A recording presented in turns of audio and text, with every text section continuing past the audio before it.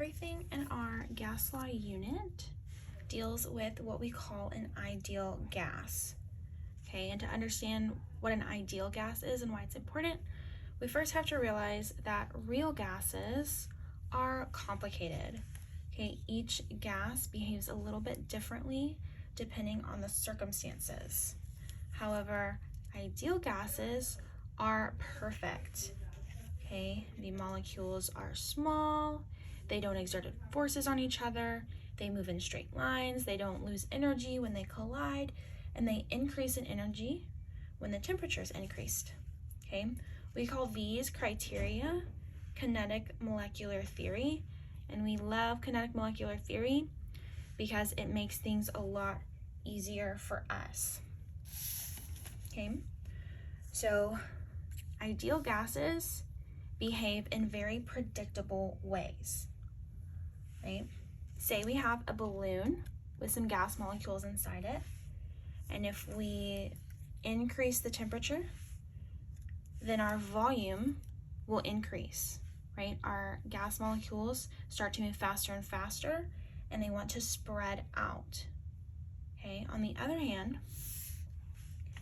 if I cool it off and I lower the temperature, all of my gas molecules will condense and the volume will go down. Okay, these relationships are defined by Charles's law.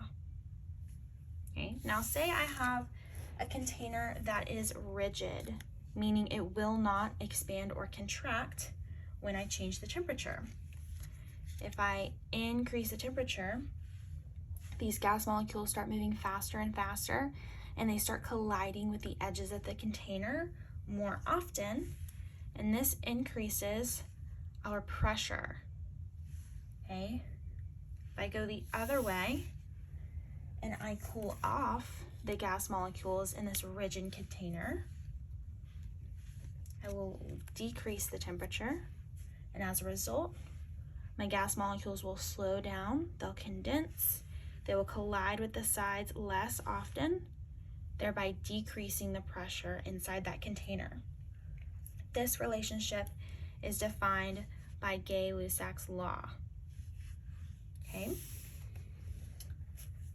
Now, say I have a balloon with gas molecules inside it, and I apply pressure to the outside and I condense it. Okay. If I increase my pressure, what's happening to the volume of my balloon? It's getting smaller and smaller. Okay. Or I could go the other way and I could expand my balloon. If I could somehow pull on the walls of that balloon to make it bigger and bigger, the pressure will go down, right? Because I'm doing the opposite of what I was before, and the volume of my balloon is increasing. This inverse relationship is defined by Boyle's law.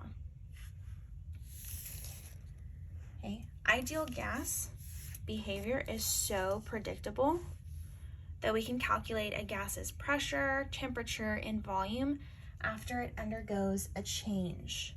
The way we do this is by using our combined gas law, which looks like this. P1 times V1 over T1 equals P2 times V2 over T2. Okay, basically, my goal during this unit is for me to tell you that a gas was at a volume of 2 liters and 600 torr. What is its volume at 1500 torr? Okay, so I want you to be able to describe in words this relationship. So you should know that if the pressure is going to increase, then I know that the volume must have decreased. Okay, and I also want you to be able to define this using our combined gas law and putting it in numbers. Okay, so if you can do both of these, then you have mastered this gas law unit.